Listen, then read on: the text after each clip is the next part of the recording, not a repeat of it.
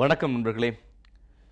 சில நாட்களுக்கு முன்பாக அனைத்து இந்திய அண்ணா திராவிட முன்னேற்றக் கழகத்தின் பொதுச் செயலாளர் செல்வி ஜெயலலிதா அவர்களுக்கு ஒரு அநீதி இழைக்கப்பட்டது. நீதி வழங்குவதாக கூறி ஒரு அநீதி இழைக்கப்பட்டது. தமிழகம் எங்கும் இதற்காக ஒரு மாதிரியான ஒரு அசாதாரண ஒரு சூழல் நிலவி கொண்டிருக்கிறது. தமிழகத்தில் இருக்கின்ற அனைத்து தாய்மார்களும் தங்கள் இல்லங்களில் ஒரு சோக நிகழ்ச்சி நிகழ்ந்தது போன்ற ஒரு உணர்வை இப்பொழுது பெற்று வருகின்றனர்.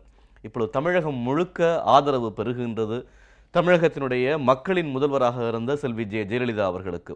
அது குறித்த ஒரு சிறப்பு விவாதத்தில் நாம் இப்பொழுது இணைந்திருக்கின்றோம். இந்த சிறப்பு விவாதத்தில் நம்மோடு கலந்து கொள்வதற்காக அனைத்து இந்திய அண்ணா திராவிட முன்னேற்றக் கழகத்தின் மூத்த தலைவர் திரு பண்ருட்டி ராமச்சந்திரன் அவர்கள் நமது நிலையத்திற்கு வந்துள்ளார்.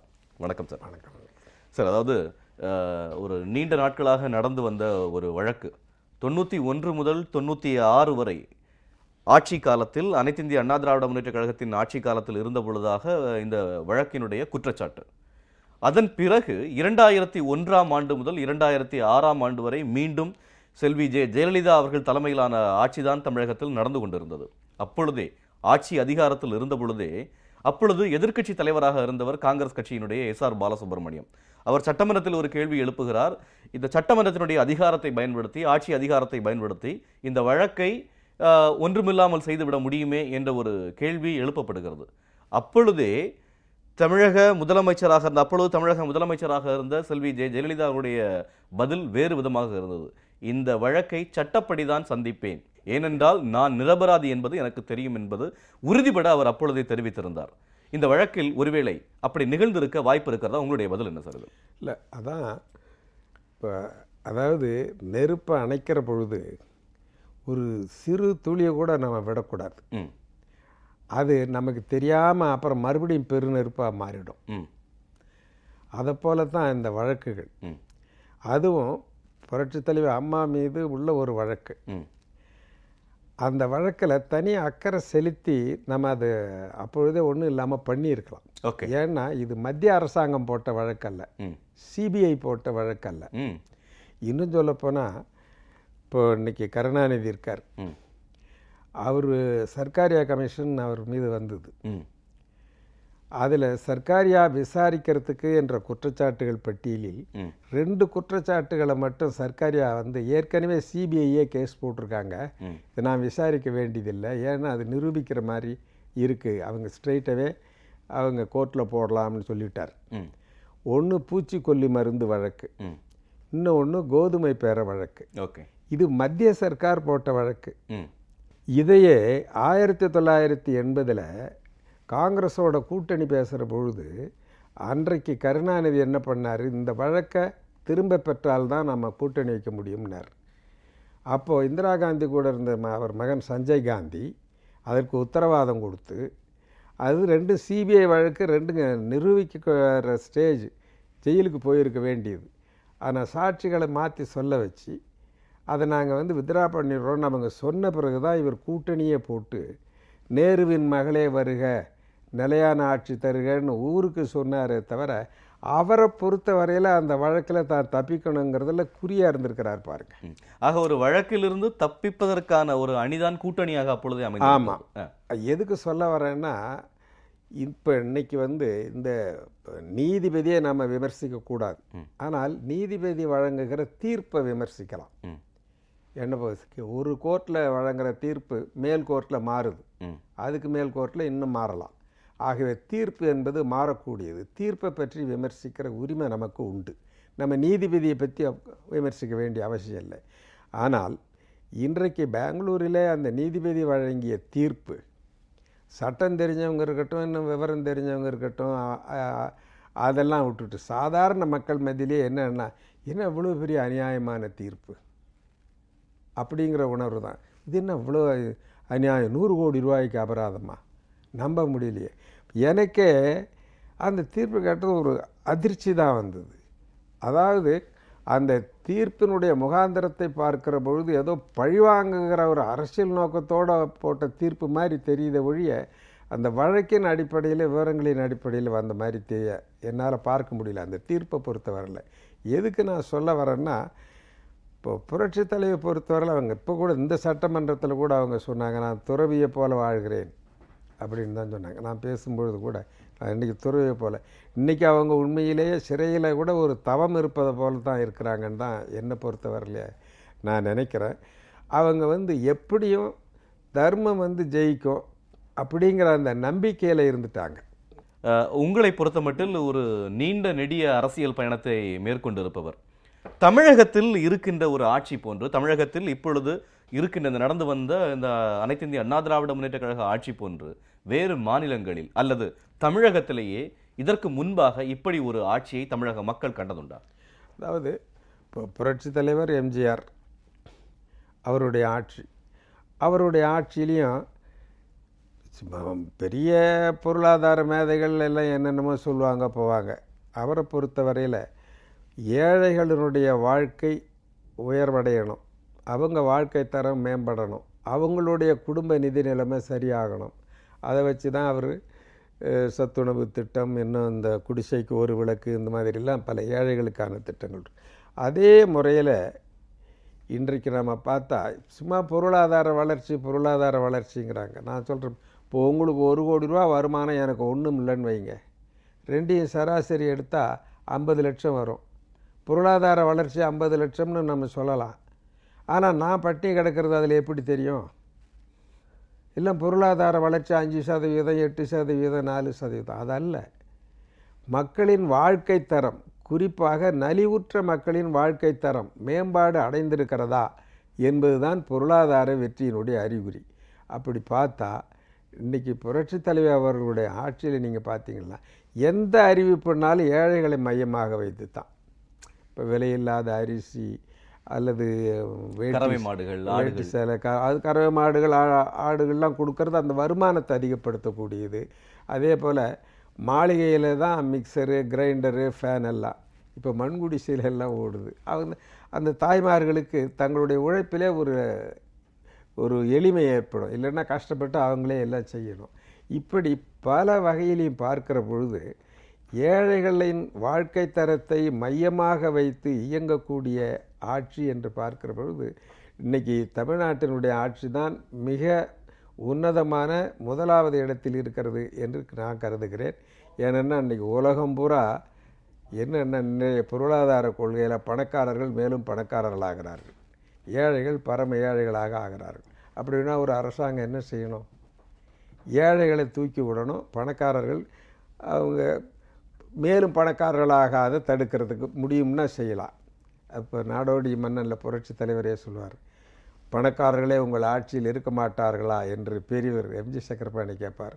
அவர் சொல்வார், அப்படி அல்ல, ஏழைகளே இருக்க மாட்டார்கள் அப்படிம்பார். அதை போல் ஏழைகளினுடைய நல்வாழ்வை மையமாக வைத்து நடத்தக்கூடிய ஆட்சி என்று பார்க்கிற பொழுது இந்தியாவிலே இன்றைக்கு புரட்சி தலைவருடைய ஆட்சி. அதனால தான் இவ்வளோ பெரிய மகத்தான வெற்றி.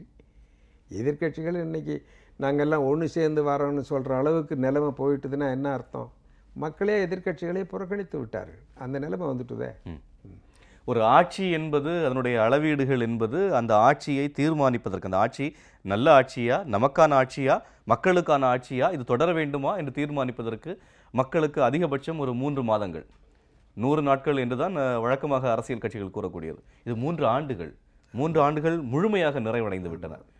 இந்த 3 ஆண்டுகள் கழித்து வந்ததுதான் கடந்த பாராளுமன்ற தேர்தல். ஒருவேளை மக்களுக்கு இந்த ஆட்சியில் திருப்தி இல்லை என்று இருந்தால் மக்களுடைய தீர்ப்பு வேறு விதமாக இருந்திருக்கும். ஒரு முழுமையான வெற்றி, 39 இடங்களுக்கு 37 இடங்கள் கொடுப்பதற்கு என்னென்ன காரணங்கள் இருந்திருக்கலாம் உங்களுடைய பார்வை? மக்கள் அந்த அளவுக்கு இந்த ஆட்சியை தங்களுடைய ஆட்சியாக நினைக்கிறார்கள்.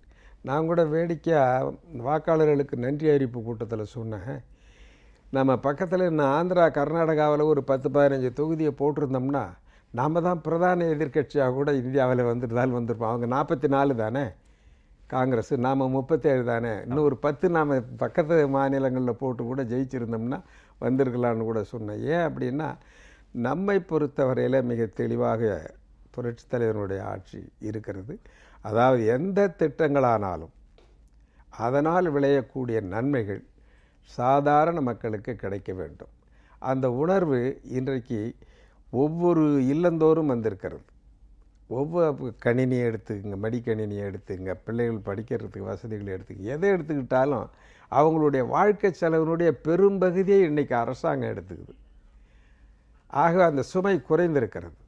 அந்த நிலையில் பார்க்குற பொழுது இவ்வளவு தூரம் நமக்கு நல்லது செஞ்சாங்களே அம்மா, இன்னைக்கு இந்த படுவாவிங்க இப்படி பண்ணிட்டானுங்களே அப்படிங்கிற மாதிரி தான் தோணுது. கடந்த 3 ஆண்டுகளில் அனைத்து இந்திய அண்ணா திராவிட முன்னேற்றக் கழகம் ஒரு செம்மையான பாதையில் நடைபோட்டு வந்திருக்கிறது என்பதுதான் மக்களுடைய தீர்ப்பாகவும் இன்று இருக்கிறது. அதற்காக தமிழக முதலமைச்சராக இருந்த மக்களுடைய முதல்வராக இருக்கக்கூடிய செல்வி ஜெயலலிதா அவர்கள் எடுத்த நடவடிக்கைகள் என்ன? உங்களுடைய பார்வையில் இது ஒரு மிகப்பெரிய வளர்ச்சியை இந்த 3 ஆண்டுகளில் தமிழகம் கண்டிருக்கிறது. இந்த ஒரு சீரான வளர்ச்சிக்கு அடிப்படையில் இவருடைய நடவடிக்கைகளாக அமைந்த விஷயங்கள் என்ன? உங்களுடைய பட்டியல் என்ன? அவங்க தனக்கென எதையும் சுயநலமாக இல்லை. எந்த நேரம் பார்த்தாலும் தமிழ்நாட்டு மக்களை பற்றி சிந்திக்கிறதுக்கும் செயலாற்றுறதுக்கும் அதே எண்ணத்தில் தான் இருக்காங்க. அந்த மாதிரி ஒரு தலைமை கிடைக்கிறது ரொம்ப அரிது. 24 மணி நேரமும் அவங்க அரசாங்கத்தை நடத்துறதை பற்றியும் மக்களை பற்றியும் அது அவங்கள சிந்தித்து என்னென்ன திட்டங்களை கொண்டாடணும் அப்படிங்கிறத பற்றியும் அதே சிந்தனையிலேயே அவங்க காலம் போயிட்டுருக்கு.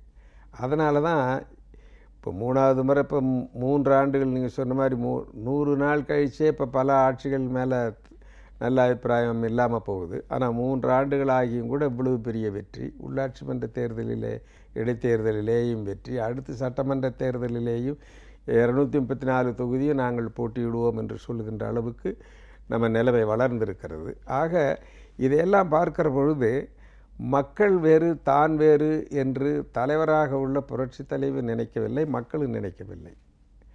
அந்த ஒன்றிணைந்து செயல்படுகின்ற ஒரு நிலைமை இன்னைக்கு தமிழ்நாட்டில் ஏற்பட்டுட்டது.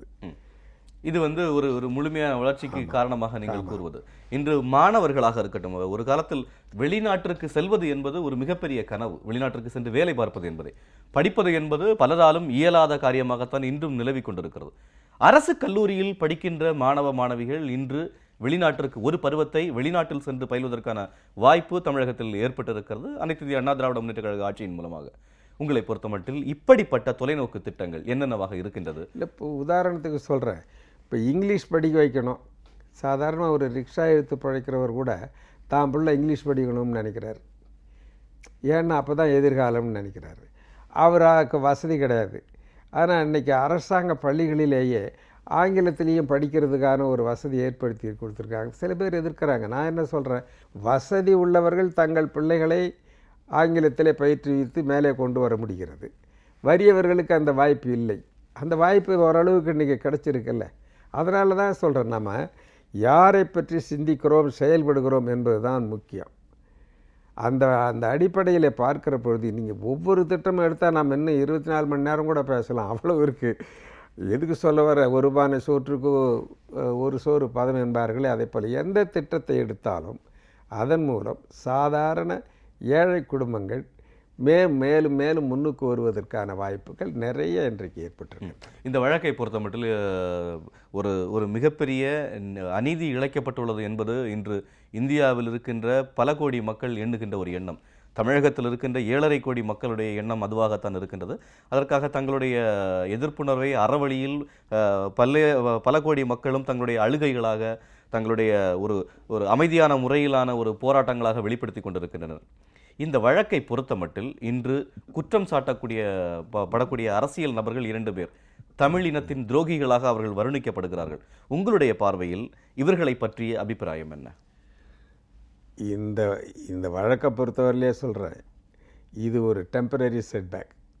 இது நம்மளுக்கு ஒரு தற்காலிகமான பின்னடைவே தவிர இதனால் ஒன்றும் ஆகாது.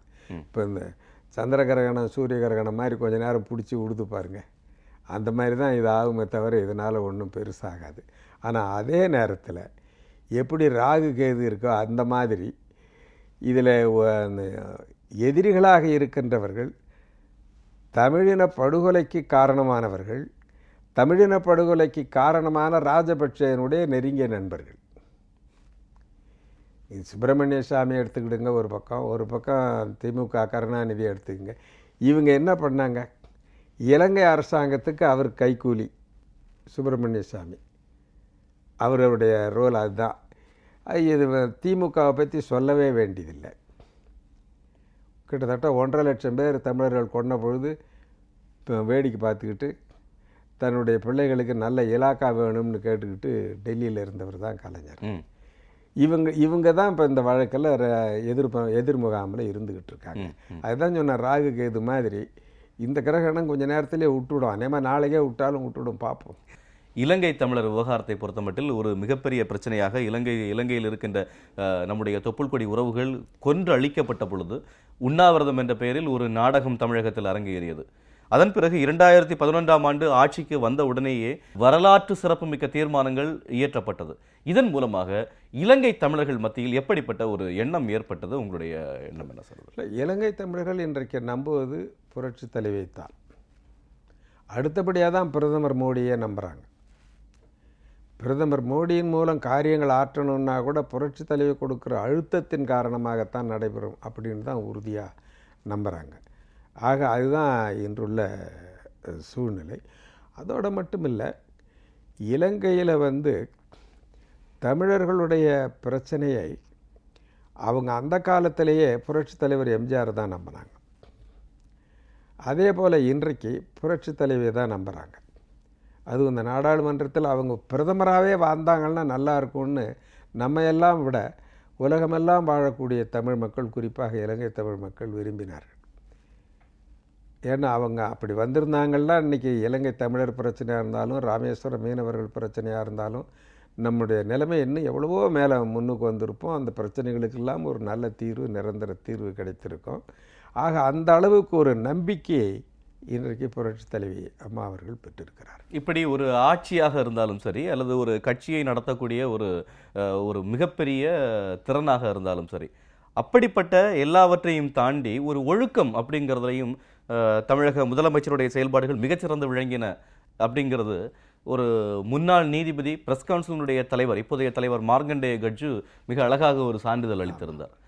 திமுகவினுடைய செயல்பாடுகள், நீதித்துறையில் திமுகவினுடைய செயல்பாடுகள், அனைத்து இந்திய அண்ணா திராவிட முன்னேற்ற கழகத்தின் செயல்பாடுகள் இரண்டையும் ஒரு ஒப்புமைப்படுத்தி ஒரு ஸ்டேட்மெண்ட் விடுத்திருந்தார். உங்களை பொறுத்த மட்டும் அந்த பார்வையில் எப்படி பார்க்குறீங்க? இல்லை, அதுதான் இப்போ இவங்களுக்கு பிரச்சனையே. நீதிமன்றத்திலே தலையிடாத ஒரே முதலமைச்சர் என்று மார்க்கண்டேய கட்ஜுவே, அதுவும் அவர் ரிட்டையர் போன பிறகு, இன்னும் சொல்ல போனால் இன்றைக்கி நம்ம தமிழக அரசின் மூலம் அவருக்கு எந்த ஆதாயமும் நம்ம செய்ய போகிறதில்லை. நம்மிடமிருந்து எந்த நன்மையும் அவர் எதிர்பார்க்கலை. அப்படி இருந்து அவர் சொன்னார். ஆனால் அதே நேரத்தில் ஒரு தகாத ஒருவரை உச்சநீதிமன்றத்தில் நீதிபதியாக போட வேண்டும் என்று எவ்வாறு கருணாநிதி அவர்களும் அவர்களுடைய சேர்ந்தவர்களும் நீதித்துறையிலே தலையிட்டார்கள் என்பதை ஒரு சவாலாகவே சொன்னார். அவர் உன் சொத்து கணக்கை காட்டுன்னே அவர் சொன்னார். இதுவரையிலும் அவர் இவர் சொத்து கணக்கு, இவர் பிள்ளை, இன்னும் பேர பிள்ளை, அதெல்லாம் இனிமே வர இருக்குது. இன்னும் நம்ம காலத்தில் இதை எல்லாத்தையும் பார்ப்போம்.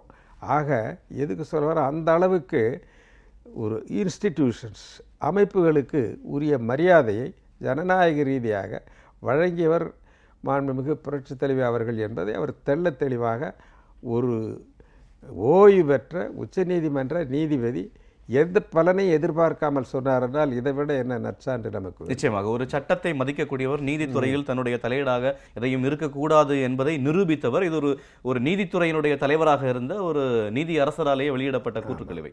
இவரை பொறுத்த மட்டும் ஆட்சியிலும் சரி, கட்சியிலும் சரி, ஒரு சட்டத்தின் ஆட்சியை நிறுவியவர் அப்படின்னா நீங்க எதை சொல்வீங்க சார்? அதாவது தனி மனிதர்கள் நாம் நம்முடைய வாழ்வுக்கு ஒரு லிமிட்டட் தான். அதிகமான 70 வயசு 80 வயசு ஏதோ ஒன்று வச்சுக்கிங்க. ஆனால் ஒரு நிறுவனம் என்பது என்றைக்கும் இருக்கக்கூடியது.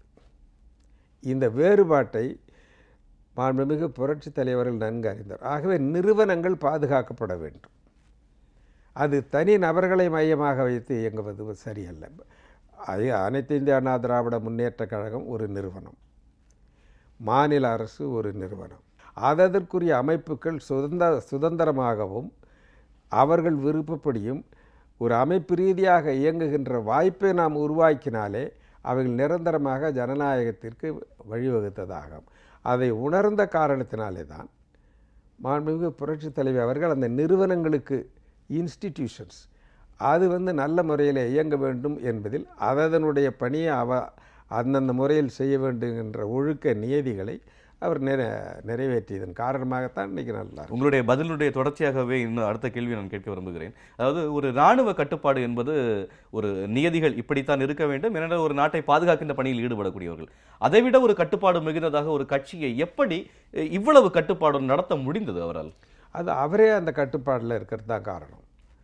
தலைவர் எப்படியோ தொண்டர்கள் அப்படி தான், மன்னன் எப்படி மக்கள் அவ்வழின்னு சொல்கிற மாதிரி அவங்களே தன்னை வந்து ஒரு கட்டுப்பாட்டுக்கு ஆளாக்கியதன் காரணமாக மற்றவங்களை கட்டுப்படுத்த முடியுது. அதனால தான் அப்படிப்பட்ட ஒரு பேரிய இயக்கத்திற்கு ஒரு நிரந்தர பொதுச் செயலாளராகவும் அவரால் இருக்க முடிகிறது. இப்படிப்பட்ட ஒரு சூழலில் இன்று பல்வேறு காரணிகள் கூறப்படுகின்றன. நீதித்துறையில் நினைத்திருந்தால் இவரால் வந்து வெற்றி பெற்றிருக்க முடியும் அப்படிங்கிற மாதிரியெல்லாம். இன்று இப்படிப்பட்ட ஒரு தீர்ப்பு இவருக்கு வழங்கப்பட்டதன் மூலம் எதிர்காலத்தில் இந்தியாவில் எப்படிப்பட்ட ஒரு நிலை ஏற்படும் அப்படின்னு நினைக்கிறீங்க? ஏன்னா ஒரு கடைசி மனிதனுடைய நம்பிக்கையும் சட்டத்தின் மூலமாக நமக்கு ஒரு நியாயம் கிடைக்கும் என்பதுதான். ஒரு தமிழகத்தினுடைய முதலமைச்சர், இந்தியாவில் பெரிய மாநிலங்கள் என்று கருதப்படக்கூடிய மாநிலங்கள் ஒன்று தமிழகம். அப்படிப்பட்ட ஒரு மாநிலத்தினுடைய முதலமைச்சர், ஒரு பேர் இயக்கத்தினுடைய தலைவர், உலகெங்கும் வாழக்கூடிய ஒட்டுமொத்த தமிழர்களின் ஒரு ஒப்பற்ற ஒரு தலைவர், அவருக்கே இப்படிப்பட்ட ஒரு நிலைமை ஏற்படும் பொழுது இந்தியாவில் இனிமேல் சட்டத்தின் மீதான நம்பிக்கை எந்த அளவுக்கு இருக்கும்? இப்போ சட்டத்தின் மீதும் நீதிபதிகளின் மீதும் இருக்கிற நம்பிக்கையை மார்க்கண்டேய கட்சி தெளிவாக அவருடைய பேட்டிகளில் பல நேரங்களில் அறிவித்து விட்டார். ஜட்ஜுகள்லாம் எப்படி இருக்காங்க அப்படின்னா. அதனால் நம்ம நீதிபதிகளை பற்றி பேசக்கூடாதுங்கிறது ஒரு நீதி இருந்தாலும் இந்த சூழ்நிலையினால தான் இப்போ நீதிபதிகளை நியமிக்கக்கூடிய அமைப்பையே மாற்றணும்னு பாராளுமன்றத்தில் சட்டம் கொண்டு வராங்க. மூத்த வழக்கறிஞர் ராம் ஜேத்மலானி ரொம்ப அழகாக சொல்லியிருக்கார். இது என்ன 100 கோடி ரூபான்னு போட்டிருக்காங்க, என்ன அந்த சட்டத்தினுடைய உணர்வே யாரும் மதிக்கலை அப்படின்னு அவரே சொல்லியிருக்கார். இந்த சட்டம் வாட் இஸ் த ஸ்பிரிட், இந்த சட்டத்தின் பின்னாலே இருக்கின்ற உணர்வை யாரும் மதிக்கலை அப்படின்னு அவரே சொல்லியிருக்கிறார். இன்று தமிழகத்தை பொறுத்தமட்டில் தன்னெழுச்சியாக 7.5 கோடி மக்களும் இன்று ஆதரவு தெரிவிக்கின்ற நிலையில் இருக்கின்றனர். ஏனென்றால் அந்த ஆட்சியினுடைய பயனை அறிந்தவர்கள். இன்று காலையிலிருந்து மாலை வரை திரைத்துறையினர் தங்களுடைய அத்தனை பணிகளையும் ஒட்டி வைத்துவிட்டு ஒட்டுமொத்தமாக அனைத்து இந்திய அண்ணா திராவிட முன்னேற்ற கழகத்தினுடைய பொதுச் செயலாளருக்கு அவர் கைது செய்யப்பட்டது, அவருக்கு வழங்கப்பட்ட இந்த அநீதி குறித்து தங்களுடைய எதிர்ப்புகளை பதிவு செய்து ஒரு அமைதியான ஒரு போராட்டத்தில் ஈடுபட்டனர். இதற்கு என்ன காரணம் நினைக்கிறீங்க? ஒட்டுமொத்த திரைத்துறையினரும் இவருக்கு ஆதரவு அளிப்பதற்கு என்ன? அவர்களுக்கு உண்மையிலேயே நாம் நன்றி தெரிவிக்க கடமைப்பட்டிருக்கிறோம். நாடு நல்லா இருக்கணும், நாம் நல்லா இருக்கணும் அப்படிங்கிற எண்ணம் தான் அதுக்கு காரணம். அவர்கள் நடிப்பு துறையில் இருந்தாலும் கூட தாங்கள் மட்டும் நல்லா இருக்கணும்னு நினைக்கல, தமிழ்நாடு நல்லா இருக்கணும், தமிழ்நாட்டு மக்களும் இன்னும் மேலே வரணும் அப்படிங்கிற அந்த எண்ணத்தின் உந்துதலினால்தான் இத்தகைய அறப்போராட்டத்தில் ஈடுபட்டிருக்கிறார்கள். அவர்களை உண்மையிலேயே நாம் அவர்களுக்கு நன்றி சொல்ல. நிச்சயமாக இப்படிப்பட்ட ஒரு தன்னெழுச்சியான மக்களுடைய ஆதரவு இருக்கும் அப்படிங்கிறது எதிர்க்கட்சிகளால் ஒரு உணரப்பட்ட ஒரு விஷயமா உங்களுடைய பார்வையில்? இது கடந்த 3 நாட்களாகவே தமிழகம் எங்கும், இந்த ஊரில் அந்த ஊரில் என்று இல்லாமல் ஒட்டுமொத்த தமிழகத்திலும் அனைத்து பிரிவு மக்களுமே ஒரு தன்னெழுச்சியாக தங்களுடைய எதிர்ப்புகளை ஒரு நேர்மையான ஒரு அமைதியான முறையில் பதிவு செய்து வருகின்றனர். இப்படிப்பட்ட ஒரு நிலை ஏற்படும் என்ற ஒரு எண்ணம் இருந்ததா அடிப்படையில்? இல்லை, இப்போ எதிர்கட்சிகள்னு எடுத்தாலே இப்போ பிரதான எதிர்கட்சி ஒன்றுமே பேசலை. ஏன்னா அவங்க இதை புரிஞ்சுக்கிட்டு இருக்காங்க, மக்கள் கருத்துக்கு எதிர்ப்பாக நாம் போகக்கூடாதுன்னு. இந்த உதிரி கட்சி தலைவர்கள் தான் கொஞ்சம் பேர் ஏதோ அறிக்கை விட்டுக்கிட்டு இருக்கிறாங்களே ஒழிய பிரதான எதிர்கட்சியில் கப்சிப்புன்னு இருக்காங்களா? ஏன்னா அவங்களுக்கு தெரியுது மக்களுடைய மனோபாவம். இப்படிப்பட்ட ஒரு நிலை தமிழகத்தை பொறுத்தமட்டில் நீங்கள் கூறியது போல சில கட்சிகள் மட்டுமே, சில கட்சிகள் என்று கூறுவதை விட சில நபர்களிடம் இருந்து மட்டுமே எதிர்ப்புகள் வருகின்றன. ஒரு மாற்று கட்சியை சேர்ந்த ஒரு நபர் கூறும் பொழுது இது ஒரு கட்சியினுடைய தலைவருக்கோ அல்லது ஒரு மாநிலத்தினுடைய முதலமைச்சருக்கோ ஏற்பட்ட ஒரு இழுக்கு அல்ல, இது ஒட்டுமொத்த தமிழகத்திற்கு ஏற்பட்ட ஒரு அவமானம் என்ற ரீதியில் ஒரு இன்னொரு கட்சியை சார்ந்த ஒரு முக்கியமான, தமிழகத்தில் ஒரு முக்கியமான ஒரு பதவியில் இருக்கக்கூடிய ஒரு நண்பர் என்னிடம் தெரிவித்தார். உங்களை பொறுத்த மட்டும் இது ஒட்டுமொத்த தமிழகத்திற்கு ஏற்பட்ட அவமானமாக பார்க்கல. எனக்கு உண்மையிலேயே அதுவும் போகிற பாருங்க, கர்நாடகத்தில் போய் நமக்கு அவங்களோட 1968ஆம் ஆண்டிலிருந்து காவிரி பிரச்சனை. அவங்க தமிழர்கள்னாலே அடித்து ரகலை பண்ணி பெரிய கலவரெல்லாம் பண்ணானுங்க. தமிழ்நாட்டு மக்களுடைய ஒட்டுமொத்த ஆதரவையும் நல்லெண்ணத்தையும் பெற்ற ஒரு முதலமைச்சரை அங்கே கொண்டு போய் கோர்ட்டில் கேஸை போட்டு அங்கே இழுத்து அவங்களுக்கு சற்றும் எதிர்பாராத வகையில் ஒரு மிகப்பெரிய தண்டனையை வேண்டுமென்றே வழங்கின மாதிரி தான் இது தோடும். நாளை காலையில் மறுபடியும் இந்த வழக்கு குறித்த ஜாமீன் பெறுவதற்கான ஒரு நீதிகள் குறித்த விஷயம் மறுபடியும் நீதிமன்றத்தில் வருகிறது. ஒட்டுமொத்த தமிழர்களுடைய எதிர்பார்ப்புகள் எப்படி இருக்கும் என்பது உங்களுக்கு தெரிந்த ஒரு விஷயம். நாளைக்காவது விட்டுருவாங்க, ஜாமீன் கொடுப்பாங்கன்னு தான் நாங்கள்லாம் நம்பிக்கிட்டு இருக்கோம். நிச்சயமாக. இந்த வழக்கை பொறுத்தமட்டில் உங்களுடைய இறுதி கருத்து என்னங்கய்யா? இப்படிப்பட்ட ஒரு வழக்கு நடந்திருக்கிறது, இப்படிப்பட்ட ஒரு நிலை ஏற்பட்டு இருக்கிறது, ஒரு மாநிலத்தினுடைய இந்தியாவினுடைய ஒரு சக்தி வாய்ந்த தலைவருக்கே இப்படிப்பட்ட ஒரு நிலை ஏற்படுத்தப்பட்டிருக்கிறது, ஒரு அசாதாரண சூழல் நிலவுகிறது. உங்களுடைய கருத்து, இறுதி கருத்து? எனக்கு இதில் ஏதோ மிகப்பெரிய அரசியல் பின்னணி இருக்கும்னு தான் தோணுது. ஏன்னா இந்திய அரசியலிலேயே இன்றைக்கு ஒரு முக்கியமான இடத்தை மாண்புமிகு புரட்சித் தலைவர் அம்மா அவர் வகிக்கிறார். இன்னும் சொல்லப்போனால் ஒரு பொட்டென்ஷியல் பிரைம் மினிஸ்டர் அப்படிங்கிற லெவலுக்கு அவங்களுக்கு இந்திய அரசியலானாலும் சரி, உலக அரசியலானாலும் சரி எல்லாம் தெரியும். அறிவு உண்டு, ஆற்றல் உண்டு, அனுபவம் உண்டு. டெல்லி அரசியல் நல்லா தெரியும். அதே மாதிரி தமிழ்நாட்டு மக்கள் முழுக்க 100க்கு 100 அம்மாவின் பின்னால் இருக்கிறாங்க. ஆக இன்றைக்கு இந்தியாவில் ஒரு அசைக்க முடியாத அரசியல் சக்தியாக அவங்க வராங்க. அதில் எரிச்சல் அடைந்து, அதில் பொறாமைப்பட்டு, அதன் விளைவாக ஏதேனும் பின்னணி இருக்குமோ என்கின்ற சந்தேகம் எனக்கு தோன்றுகிறது. இதில் என்ன டீப் அரசியல், ஆழமான அரசியல் பின்னணி இருக்கிறது என்பதை நாம் போக போகத்தான் இன்னும் தெரிஞ்சுக்கிடணும். நிச்சயமாக. நண்பர்களே, ஒரு மிகப்பெரிய மாநிலத்தின் ஒரு முதலமைச்சராக இருந்தவருக்கு, ஒட்டுமொத்த தமிழர்களின் நிகரற்ற தலைவராக இருந்தவருக்கு ஒரு அநீதி இழைக்கப்பட்டுள்ளது. அதற்காக தன்னெழுச்சியாக தமிழகம் எங்கும் பெண்கள் மட்டுமல்ல, ஆண்கள் மட்டுமல்ல, அனைத்து சமுதாயத்தினரும், அனைத்து மக்களுமே இன்று தங்களுடைய கவலைகளை, தங்களுடைய எண்ணங்களை பகிர்ந்து கொண்டிருக்கின்றனர், தங்களுடைய கவலைகளை பதிவு செய்கின்றனர். ஏதாவது ஒரு விதத்தில் ஒரு அமைதியான போராட்டங்கள் மூலமாக, இப்படி பல்வேறு வகைகளில் இப்படிப்பட்ட நிகழ்வுகள் மூலமாக இனி ஒரு சம்பவம் இதுபோன்று யாருக்கும் நேர்ந்துவிடக்கூடாது என்பதுதான். அதாவது எதிர்க்கட்சிகள் எல்லாம் ஒன்று கூடி இப்படிப்பட்ட ஒரு நிலையை ஏற்படுத்தினால், ஒருவேளை இனிமேல் அனைத்திந்திய அண்ணா திராவிட முன்னேற்றக் கழகம் வருங்காலத்தில் எழுச்சி பெறாமல் தடுத்து விடலாம் என்பது அவருடைய எண்ணமாக இருந்திருக்கலாம். ஆனால் அவருடைய எண்ணத்திற்கு மாறாக இன்று ஒட்டுமொத்த தமிழகமே அனைத்திந்திய அண்ணா திராவிட முன்னேற்றக் கழகத்தின் பின்னால் நிற்கிறது என்பதும், அனைத்திந்திய அண்ணா திராவிட முன்னேற்றக் கழகத்தினுடைய பொதுச் செயலாளர் செல்வி ஜெயலலிதா அவருடைய பின்னணியில் இருக்கிறார்கள் என்பதும் தான் இன்று யதார்த்தமாக நாம் காணக்கூடிய ஒரு உண்மையாக இருக்கின்றது. இப்படிப்பட்ட ஒரு நிலை நாளை மீண்டும் 234 தொகுதிகளிலும் அனைத்திந்திய அண்ணா திராவிட முன்னேற்றக் கழகம் அளப்பிற்கரிய வெற்றியை பெற்றுத்தரும் என்பதுதான் உண்மையும் கூட. இந்த சிறப்பு விவாத நிகழ்ச்சி இத்துடன் நிறைவேறுகிறது நண்பர்களே. இந்த சிறப்பு விவாத நிகழ்ச்சியில் நம்மோடு கலந்து கொண்ட மூத்த தலைவர் திரு பன்ருட்டி ராமச்சந்திரன் அவர்களுக்கு நமது மனமார்ந்த நன்றிகள். நன்றி. வணக்கம். மீண்டும் வேறொரு நிகழ்ச்சியில் உங்களை சந்திக்கும் வரை உங்களிடமிருந்து வணக்கம் கூறி விடைபெறுவது உங்கள் அன்பு நண்பன் ஏஜே ராஜசேகர். வணக்கம் நண்பர்களே.